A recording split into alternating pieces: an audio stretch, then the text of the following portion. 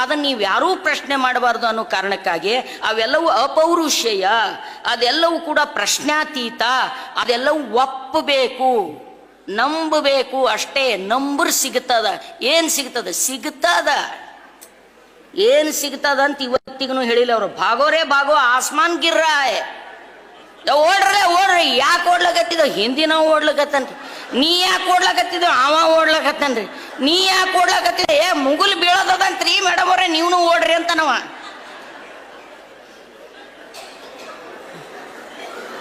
ಹಂಗಾಗಂಗಿಲ್ಲ. ಎಲ್ಲಿ ತನಕ ಲಿಂಗಾಯತರನವರು ಒಂದು ಸತ್ಯ ಹೇಳ ನಿಮಗೆ. ಮುಂಜಾನೆ ನಂಗೆ ಫೋನ್ ಬಂದದೆ, ಫಿಮೇಲ್ ಫಿಟಿಸೈಡ್ ಕರ್ನಾಟಕದಲ್ಲಿ ಮತ್ತೆ ಹೆಚ್ಚಾಗಿದೆ. ಯಾವ ಸಮುದಾಯಗಳಲ್ಲಿ ಹೆಚ್ಚಾಗಿದೆ ಫಿಮೇಲ್ ಫಿಟಿಸೈಡ್ ಅಂದರೆ ಲಿಂಗಾಯತರ ನಡಬರ್ಕ ಹೆಣ್ಣು ಭ್ರೂಣ ಹತ್ಯೆ. ಈಗಾಗಲೇ ಮದಿ ಮಾಡ್ಕೊಂಬಂತ ಹುಡುಗರಿಗೆ ಹುಡುಗಿಯರು ಸಿಗಲಾಗ್ಯಾರ. ಕರೆದನ ಸುಳ್ಳದ. 25-30 ವರ್ಷದ ಹಿಂದೆ ಜನವಾದಿ ಮಹಿಳಾ ಸಂಘಟನೆ ಇಡೀ ಇಂಡಿಯಾದಾಗ ಅಭಿಯಾನ ಮಾಡ್ತು, ಕರ್ನಾಟಕದಾಗೂ ಅಭಿಯಾನ ಮಾಡಿದೆವು. ಆವಾಗ ನಮಗೆಲ್ಲ ಸನಿ ಬರಗುಡ್ಲಿಲ್ಲ. ಇವು ಹಿಂಗೆ ಅವ್ರಿ ಏನಾರು ಹೇಳ್ಕೊತಿರ್ತಾವಂತ ಬೈದ್ರು ನಮ್ಗೆ.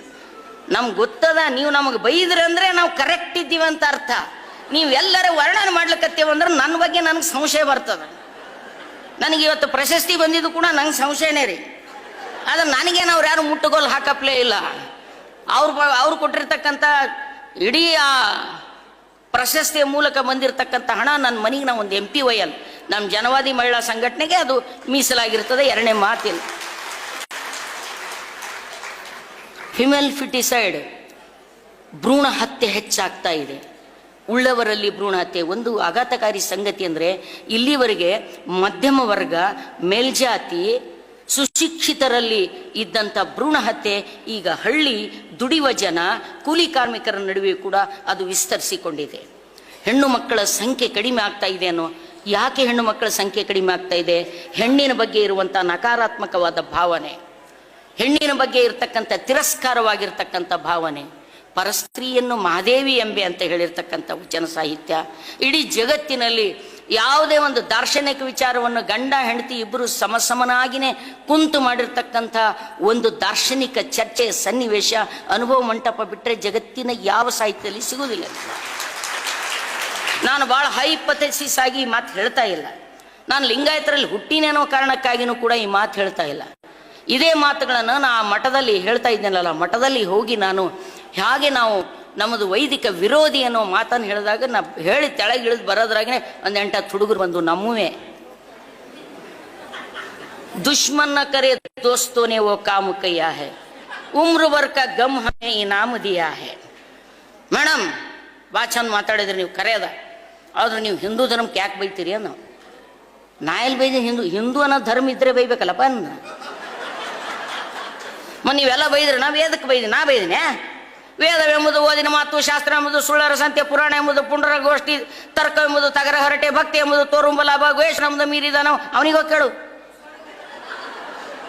ವೇದಕ್ಕೆ ಹೊರೆಯ ನಿಕ್ಕುವೆ, ಶಾಸ್ತ್ರಕ್ಕೆ ನಿಗಳು ನಿಕ್ಕುವೆ, ಆಗಮದ ಮೂಗ ಕೈವೆ, ತರ್ಕದ ಬೆನ್ನ ಬಾರನೆತ್ತುವೆ. ಅವನಿಗೆ ಹೋಗಿ ಕೇಳು. ನಾ ಯಾರು ಗೊತ್ತೇನು ತಮ್ಮ? ನೀನು ಲಿಂಗಾಯತಿದ್ದೀನಿ ಮೇಡಮ್. ನೀವು ಯಾರು? ಅಚ್ಚ ಲಿಂಗಾಯತಿದ್ದೀನಿ ಮಗನೇ, ಖರೆ ಲಿಂಗಾಯತಿದ್ದೀನಿ. ಜಾತಿ ಭೇದ ಮಾಡಲ್ಲ, ಅದಕ್ಕೆ ಲಿಂಗಾಯತಿದ್ದೀನಿ. ಲಿಂಗ ಭೇದ ಮಾಡಲ್ಲ, ಅದಕ್ಕೆ ಲಿಂಗಾಯತಿದ್ದೀನಿ. ಒಂದು MP ಪುಕ್ಷಟೆ ಯಾರ್ದು ತಿನ್ನಲ್ಲ, ಅದಕ್ಕೆ ಲಿಂಗಾಯತಿದ್ದೀನಿ. ನಾನು ನೌಕರಿ ಮಾಡತನ ನಾ ಎಸ್ ಮಂದಿ ಮಾಸ್ತರ್ಗಳಾರ ನನ್ನ ಸಂಘಟನೆ ಅವ್ರಿಗೆ ಹೋಗಿ ಕೇಳ್ರಿ. ನಾ ಒಂದೇ ಒಂದು ಕ್ಲಾಸ್ ಇಲ್ಲೇ ಯಾರ ಸಬರದ್ ಸರ್, ಸಬರದ್ ಮೇಡಮ್, ಇವರೆಲ್ಲರ ಕೈಯಾಗ ಅಲ್ಪ ಸ್ವಲ್ಪ ಕಲ್ತೀನಿ. ನಾ ಒಂದೇ ಒಂದು ಕ್ಲಾಸ್ ಬಿಟ್ಟಿಲ್ಲ, ಒಂದೇ ಒಂದು ಕ್ಲಾಸ್ ತಪ್ಪಿಸಿಲ್ಲ. ಯಾವಾಗೂ 12-1 ಆದ್ರೂ ನಮ್ಮ ಚಳವಳಿ ಇರ್ತಿತ್ತು. ನಾನು ಚಳವಳಿ ಮಾಡಿದಾಗ ಭಾಳ ಸಲ ನನ್ನ ನೌಕರಿ ತೆಗಿಬೇಕಂತ ಹೋದ್ರು ನಮ್ಮ ಎಲ್ಲರ ಬಲ್ಲಿ. ಅವ್ರಿಗೆ ಗೊತ್ತಿತ್ತು ನನ್ನ ನೌಕರಿ ತೆಗೆದ್ರೆ ನಮ್ದು ದುಡಿಯುವ ಜನ ಬಂದು ಬೆಂಕಿ ಹಚ್ತಾರೆ ಅವ್ರಿಗೆ ಅಂತ. ಎಸ್, ಇವತ್ತು ಸಮಾಜದಲ್ಲಿ ಪರಿವರ್ತನೆ ತರಬೇಕು ಅಂತಂದರೆ ದುಡಿಯುವ ಜನ, ಅರವಳಿಕೆ ಇರ್ತಕ್ಕಂಥ ಜನ ಮಾತ್ರ ಪರಿವರ್ತನೆ ಬದಲಾವಣೆ ತರ್ತಾರೆ. ಬಟ್ ಅದರಿಗೆ ಲೀಡ್ ಮಾಡೋ ಶಕ್ತಿ ಇರೋದು ನಮಗೆ. ಅವ್ರನ್ನ ಲೀಡ್ ಮಾಡೋ ಶಕ್ತಿ, ಎಸ್, ಅದನ್ನು ಲೀಡ್ ಮಾಡೋಂಥ ಶಕ್ತಿ. ಆ ಹುಡುಗರು ಬಂದರು. ನೀವು ಯಾಕೆ ಮಾತಾಡ್ತೀರಿ? ಏನು ಮಾತಾಡಿನಪ್ಪ ನಾ? ನೀವು ರಾಮಗೆ ನಾ ಎಲ್ಲಿ ಬೈದಪ್ಪ? ಸೀತಾ ಬೈದಾಳ. ಕರುಣಾಳು ರಾಘವನಲ್ಲಿ ದೋಷವೆನಿತಿಲ್ಲ, ಪೆಣ್ಣಾಗಿ ಪುಟ್ಟಿದು ಎನ್ನ ದೋಷಂ. ಬರ್ದಾಳಿಲ್ರಿ ಕಾವ್ಯದೊಳಗ. ಎಷ್ಟು ಐರಣಿ ಅದ, ಎಷ್ಟು ವ್ಯಂಗ್ಯ ಅದ. ಕರುಣಾಳು ರಾಗವನಲ್ಲಿ ದೋಷವೆನಿತಿಲ್ಲ, ಪತಿಗಳೆನ್ನನು ಮಾರಿ ಧರ್ಮಸ್ಥಿತಿಯ ಕೊಂಡರು. ಕುಮಾರವ್ಯಾಸಗೆ ಹೋಗಿ ಕೇಳಿ, ನನಗೇನು ಕೇಳ್ತಿ? ಆದಿಪುರಾಣ ಅಸುರರಿಗೆ ಮಾರಿ, ರಾಮ ಪುರಾಣ ರಕ್ಕಸರಿಗೆ ಮಾರಿ, ಭಾರತ ಪುರಾಣ ಗೋತ್ರಕ್ಕೆ ಮಾರಿ, ಯಮ್ಮ ಪುರಾಣ ಸಮಬಾರದಯ್ಯ. ಉಸುರಿನ ಪರಿಮಳವಿರಲು ಕುಸುಮದ ಹಂಗೆ ತಕ್ಕಯ್ಯ, ಶಮೆ ದಮೆ ಶಾಂತಿ ಸೈರಣಿ ಇರುತ್ತಿರಲು ಗಂಧಾಕ್ಷತೆಯ ಹಂಗೆ ಕಯ್ಯ, ಏಕಾಂತವೇ ತಾನಾದ ಬಳಿಕ ಲೋಕಾಂತದ ಹಂಗೆ ಕಯ್ಯ. ಮೇಡಮ್ ಪೂಜೆ ಮಾಡ್ಕೊಂಬಲ್ಲೇನ್ರಿ ಅಂದ್ರು. ನನಗೆ ಮುಂಜಾನೆ ಕ್ಲಾಸಿಗೆ ಹೋಗಿದ್ದೆ, ಬಾ ಪೂಜಾ ಮಾಡ್ಕೋತೀನಿ, 10ರಿಂದ 11 ತನಕ 1 ಸೆಕೆಂಡ್ ಅಲ್ಲಿ ಇಲ್ಲಿ ಅಳಗಾಡ್ಲಾತ ಪೂಜೆ ಮಾಡ್ಕೋತೀನಿ. ಏನು BA ಫಸ್ಟ್ ಇಯರ್ ಕ್ಲಾಸ್ ಅದ, ಪಾಠ ಮಾಡ್ತೀನಿ, ಅಲ್ಲಿ ನನ್ನ ಪೂಜಾ ನಡೆದಿರ್ತದೆ. ಬಾ 10ರಿಂದ 11 ತನಕ BA ಸೆಕೆಂಡ್ ಇಯರ್ ಕ್ಲಾಸ್ ಅದ. ನನಗೆ ಶಬ್ದಮಣಿ ದರ್ಪಣ ಹೇಳ್ತೀನಿ. ಚಾಕ್ಪೀಸ್ ಡಸ್ಟರ್ ನನ್ನ ಪತ್ರಿ ಪುಷ್ಪ, ಹುಡುಗರು ನನ್ನ ಲಿಂಗ, ಸಿಲೆಬಸ್ ನನ್ನ ಮಂತ್ರ. ಬಾ ಯಾವ ಬರಬೇಕು. ಕಾಯಕವೇ ಪೂಜೆ ಎಂದವರು ಶರಣರು, ಪೂಜಾ ಮಾಡದೆ ಕಾಯಕ ಮಾಡ್ಕೊಂಡವರು ಜಂಗಮರು.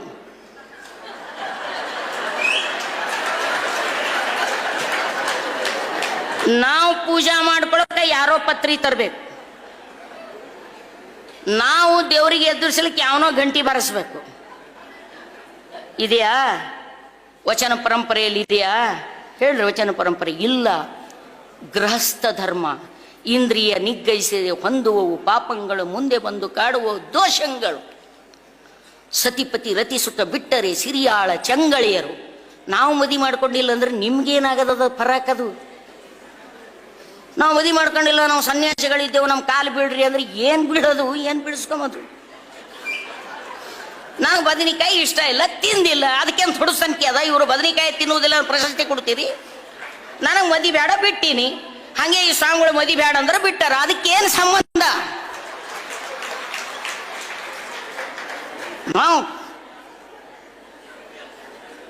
ಇದೇ ಯಾವ ವಚನ ಸಾಹಿತ್ಯದಲ್ಲಿ? ಅದು ಹಿಡಿದ್ರೆ ನನ್ನ ಕಿವಿಗೆ ಹಳ ಹಚ್ಚಿ.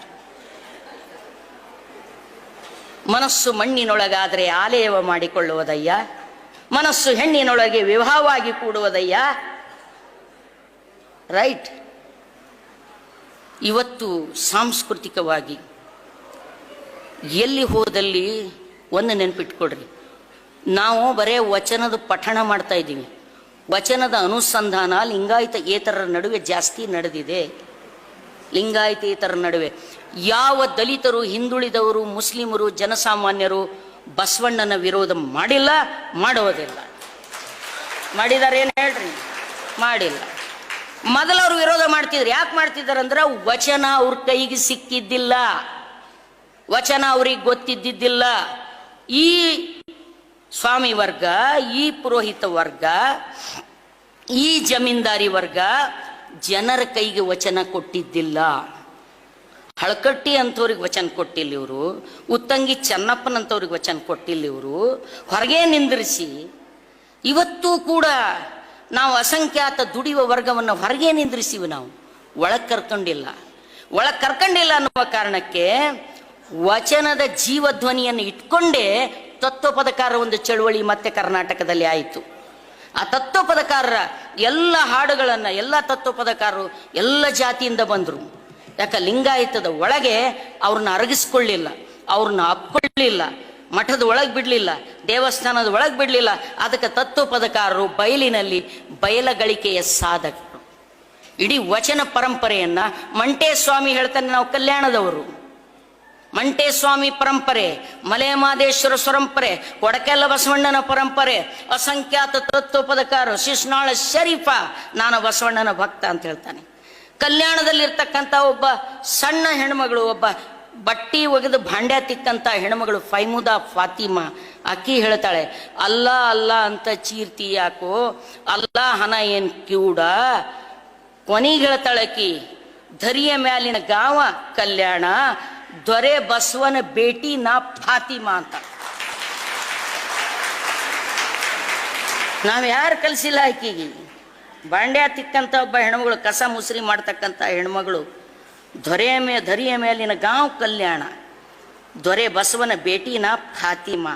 ಹಾಡೀನಿ ನಾ ಪದ ಆತನ ದಯದಿಂದ ಅಂಥೇಳಿ ತತ್ವಪದಗಳನ್ನು ಬರೀತಾರೆ. ಅಂತ ನೂರಾರು ಸಾವಿರಾರು ಜನ, ಅನೇಕ ದಲಿತ ತತ್ವಪದಗಳನ್ನು ನೋಡಿದರೆ ಇಡೀ ಲಿಂಗಾಯತ ತತ್ವ ಸಿದ್ಧಾಂತವನ್ನು ಬಿಟ್ಟರೆ ಬೇರೆದೇನೂ ಇಲ್ಲ. ಮುಸ್ಲಿಂ ತತ್ವಪದಗಳು ನೀವು ನೋಡಿದರೆ ಲಿಂಗಾಯತ ತತ್ವ ಸಿದ್ಧಾಂತವನ್ನು ನೋಡಿ, ತಂತಾನೇ ಜನ್ವಾರ ಹಾಕೊಳ್ಳೋಕ್ಕಾಗಲ್ಲ, ತಂತಾನೇ ಲಿಂಗ ಕಟ್ಕೋಬಹುದು. ಭಾಳ ಜನ ತಂತಾನೇ ಲಿಂಗ ಕಟ್ಕೊಂಡವ್ರ, ಯಾರೂ ಕಟ್ಟಿಲ್ಲ ಅವ್ರಿಗೆ. ಯಾಕಂದ್ರೆ ಇದು ಅದನ್ನೇ ಹೇಳ ನಾವು ಕಟ್ಟದವ ಒಬ್ಬ ಕಳ್ಳನಾಯಿ ಕಟ್ಟಿಸ್ಕೊಂಡ ಒಬ್ಬ ಕಳ್ಳನಾಯಿ ಅಂತ. ಅಲ್ಲಮ್ಮ, ಹೆಂಗ ಹೊಡಿತಾನ ದನ್ನ ದನ್ನ ದನ್ನ ದನ್ನ ದನ್ನ ಹೊಡ ಉಳಿಗೆ ಹುಟ್ಟಿದ ಲಿಂಗ ಅದ್ರಲ್ಲಿ ನೀ ಕಟ್ಟವ ಯಾವ ಕಟ್ಟಿಸ್ಕೊಂಡವ ಯಾವ ಅಂತ. ಕಟ್ಟುವ ಬಿಚ್ಚುವುದಲ್ಲ ಇದು ಅರಗಿಸಿಕೊಳ್ಳುವುದು, ಇದು ಅನುಭವಕ್ಕೆ ತಂದುಕೊಳ್ಳುವುದು. ಅದರ ಸಾಮಾಜಿಕ ಆಯಾಮವೇ ಎಲ್ಲರನ್ನ ಅಪ್ಪಿಕೊಳ್ಳೋದು.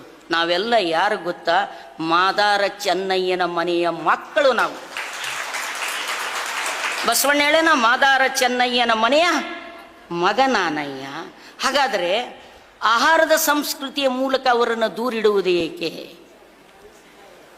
ಅವತ್ತು ಗೊಗ್ಗವ್ವನೇ ಕೇಳಿದಳಿಲ್ಲ, ಕೋಳಿ ಕಿರುಮೀನು ತುಂಬುವರನ್ನ ಕುಲಜ ಎನ್ನುವಿರಿ, ಪಶುಪತಿ ಕ್ಷೀರಾಭಿಷೇಕ ಮಾಡುವ ದನವನ್ನು ಹೊಡೆದು ತಿಂಬುವನನ್ನು ಮಾದಿಗ ಎಂಬಿರಿ. ಕುಲಗಳೇ ನೀವೇಕೆ ಮೇಲಾದಿರೋ, ಮಾದಿಗ ನೀನೇಕೆ ಕೀಳಾದಿಯೋ? ಮಾದಿಗ ನುಂಡದ್ದು ಪುಲ್ಲಿಗೆ ಶೋಭಿತ, ಬ್ರಾಹ್ಮಣ ನುಂಡದ್ದು ಪುಲ್ಲಿಗೆ ಶೋಭಿತವಾಗಿ ನಾಯಿ ನೆಕ್ಕಿ ಹೋಯಿತು. ಮಾದಿಗ ನುಂಡದ್ದು ಪುಲ್ಲಿಗೆ ಶೋಭಿತವಾಗಿ ಸದ್ಗಳಿಕೆ ಆಯಿತು, ಸಿದ್ಧಲಿಕೆ ಆಯಿತು. ಸಗ್ಗಳಿಕೆಯ ತುಪ್ಪವನ್ನು ಸಿದ್ಧಲಿಕೆ ನೀರನ್ನು ಶುದ್ಧವೆಂದು ಅಭಿಷೇಕ ಮಾಡುವ ವಿಪ್ರರವನ್ನ ನೀವು ಎಲ್ಲ ದೇವರುಗಳು ನಮ್ಮುವೆ. ಆಶ್ಚರ್ಯ ಅಂದ್ರೆ, ಇಂಥ ಅಪರೂಪದ ಧರ್ಮದ ವಾರಸುದಾರರಾದಂಥ ನಾವು ಎಲ್ಲ ಖಾಲಿ ಪೀಲಿ ದೇವರುಗಳಿಗೆ ರೊಕ್ಕ ಕೊಡೋರೇ ನಮ್ಮವರು. ಎಲ್ಲ ದೇವಸ್ಥಾನಗಳ ಎದುರು ಹೋಗಿ ಕೈ ಕಾಲು ಮುಗಿದು ಗಡ ನಡೆದವರೇ ನಮ್ಮವರು.